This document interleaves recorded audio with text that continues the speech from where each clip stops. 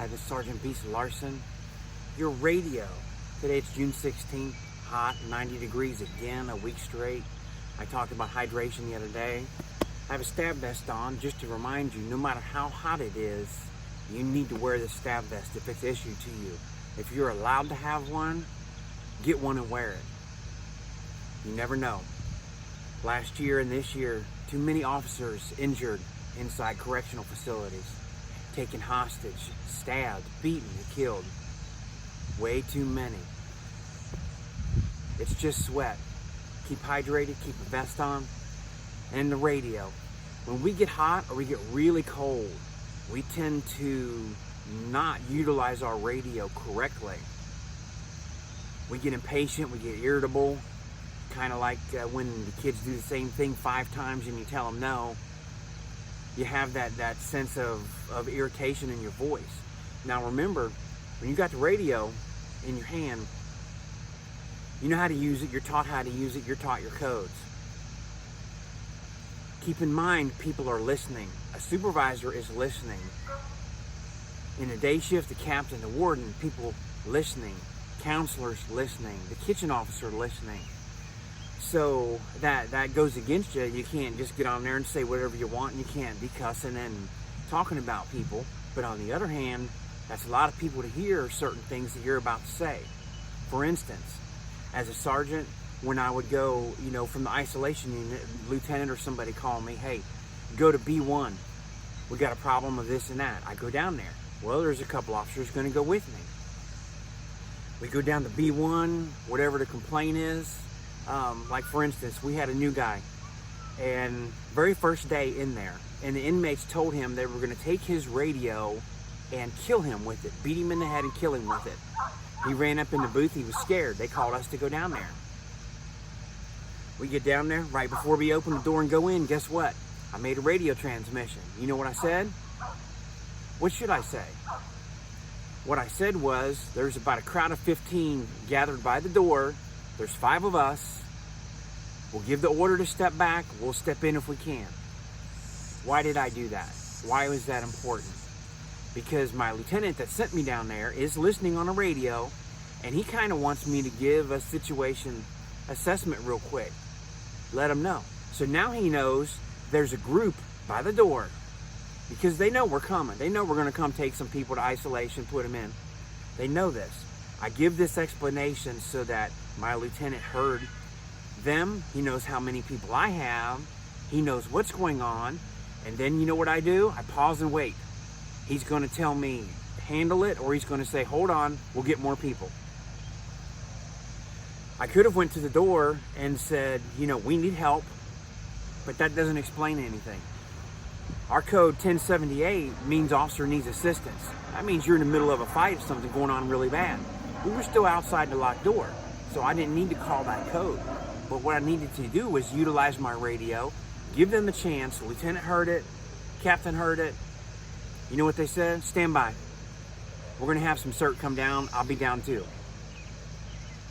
So they made a decision based on the radio traffic information. Okay, another instance. We get a call, we go in, I take a few guys down, I say the posse. When you're a supervisor and you're going in to handle stuff, you tend to not do stuff alone and handle it alone. You want to have some officers to be present with you. That's for safety reasons. You're about to go lock them down, you're about to do something as a supervisor. You've got the authority, and you may have had permission already as you come in to take certain action. So you're bringing your backup with you. You go inside the dorm, nobody's by the door, we go in, we're going to handle 2 inmates, and then all of a sudden something's about, inmates are starting to surround us and getting hostile, starting to yell at us. That's a good time to get on the radio. Do I get on here and call 1078 code, we need assistance? We're not fighting yet or anything, they're just talking. Do we need to get the whole compound rushing down there, lightning speed, to save an officer's life? No, we're still in conversation mode. But you can use your radio and explain what we mean by things are about to happen. So for instance, I get on a radio and I can tell them, we're handling this, we're locking down these 2 inmates, or we're packing property to get them to move, and we got about a half dozen, 10, whatever number, inmates trying to block us in the room now. Be specific and be short. People will hear this and they will come. Think about what you're going to say beforehand. Everybody's taught how to use the radio. In county and private, in a prison, you're taught how to use the radio. Police officers are taught how to use the radio. Think of it quick and short, but have the key words to come out. 6 of them trying to block us in the room. Now, I said some things sometimes might be a little colorful. It might offend somebody, but the inmates got the attention that we needed to do this and come out. I might have mentioned on the radio once or twice. Dispatch send the medics down. I got 4 people volunteering to go to the hospital in an ambulance. Everybody that knew me, that knew the Beast, knows that I was getting ready to put 4 people in the ambulance to go to the hospital. If we got violent, that was what's going to happen. The inmates hear this. Now, everybody can't do this and get away with this. The inmates hear it, and they're like, oh man, Beast isn't in the mood today, and they back off. But they knew me. I'd worked at the prison. They knew me from CERT. They knew me from TAC Squad. They knew me as a sergeant. You got to be careful, and you got to think. Did I threaten them? No. I said they're volunteering to go to the hospital in the ambulance. They're volunteering to get hurt. Think about how things are saying. Now, when you've got, say, 2 dorm officers, you're officer, I'm officer, he's an officer next to me. We're inside, we're just going through, we're doing count, doing something normal and routine that only 2 officers will be in there, or you're by yourself. You go in, they're trying to surround me at the door. Say that over the radio. Give your call sign. Bravo 1, they're trying to surround me. However you go by, say that. You're in the dorm alone. You got 2 of you. I got 4 inmates with brooms and mops in their hand that are circling me. Say that on the radio. Don't wait till one of them hits you upside the head and call the code, I need assistance, 1078 with weapons. You don't wait for them to hit you. Say something just prior. Say something when you realize this. And how do you realize this? If I'm an inmate and I'm holding a broom over my shoulder like this, like Tom Sawyer and Huck Finn, got my head, I'm standing sideways and crooked. Am I in a fighting stance? No. Am I a threat? Possibly. If I'm an inmate and I'm holding a broom like this and you're talking to the inmate about packing up your stuff to get moved, and I'm standing here with a broom, now that's a sign the inmate's about to do something. Broomstick in his hand, dead on face, posturing, flexing muscle, not moving, mental focus. When you see that right there, you need to say something on the radio before they hit. You can get on the radio and say, inmates follow me with a broomstick. Inmates follow me with a mop handle. He's got a broken handle. Explain that too. He's followed me for a minute. I feel like he's going to do something to me. Say that on the radio. Get some people to come down there. Get some people to come quick. This is your life. You've got family. You've got people at home. Your wedding ring. I got family to go home to. I'm not going to sit around and wait till I see the broomstick here and catch it, be a ninja. Catch it. Oh, dispatch, I just caught the broom right before it hit me. Send some backup. No, we don't do that. It's not how we operate. It's not how we're taught. Not officer safety. So think about this. Keep your vest on. And what do I mean by on?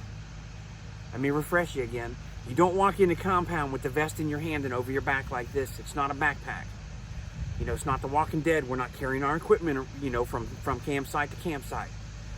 You should have that vest on when you walk in. When you clear that bunker, that vest goes on, your uniform shirt goes on. Never let the inmates see you walking around with the vest in your hand. That's a sign that you're not prepared, or you don't care, or you're too hot, or you're too lazy, or you're just not into it. When your life depends on it, you're into it. Trust me. This thing is on. Clean shaven, however you need your face to be, facial hair, whatever, have that look. Officer presence, have that look. Then when you go in there and you got your radio in your hand, there's a difference if there's a crowd and they're going out to breakfast, lunch and dinner out the door's small, you're standing there, they go by. Sometimes, yes, they'll throw an elbow at you. Sometimes they're just walking through and they've got books in their hand because they're going to class and it's a little bump and they turn and say, I'm sorry. You got to think. You're in that corner and they're walking out and you think they elbow you intentionally and you're calling a code. You also are going to have 10 or 12 or 15 inmates right in your face. You got a radio in your hand right here. You're calling a code. What can they do to you? See that? I smack the hand and the radio goes into my face. You do that hard enough and break your jaw, break your nose, your orbital bone, break some teeth out. Think about what you're doing. You're in the middle of a fight, yes, grab that radio, say something, say, I need help, say something. I need help. They got weapons, there's 10 of them, they're beating me. You're in the middle of a fight and you can say whatever, say whatever. But plan these little things, plan these little code words. Dispatch, we're doing count, we've got 4 uncooperative inmates. They're walking upstairs, pacing back and forth. Dispatch is going to pull some cameras up. They're going to start watching, getting everything on camera. Say stuff like that. Say those behavior identifiers that the inmates will give you. Say, now, just out of nowhere, they're walking out the door all of a sudden, and just that quick, they're trying to punch you. That happens. See how fast that was? That's going to come to you. You don't have time to say something. You're going to block, get them on the ground, get control, whatever you're doing, and then call for help on the radio. Talk. Think and talk. Be smart about what you're saying. You sprayed somebody, C1. Taser use, D1. Taser use, D1. I don't have to say my name. Sergeant Larson, dispatch, I just used my taser. I deployed my taser on somebody. That's too much talk. Key up your microphone. Taser, D1. Taser, D1. I'm looking at my buddies, I hear that, and I'm like, somebody use a taser in D1, let's go, and we run. We don't need the whole story. It's a taser. Taser gets deployed, that's it. We know what happens. Prongs go out, or you drive stunning. We've been through the training.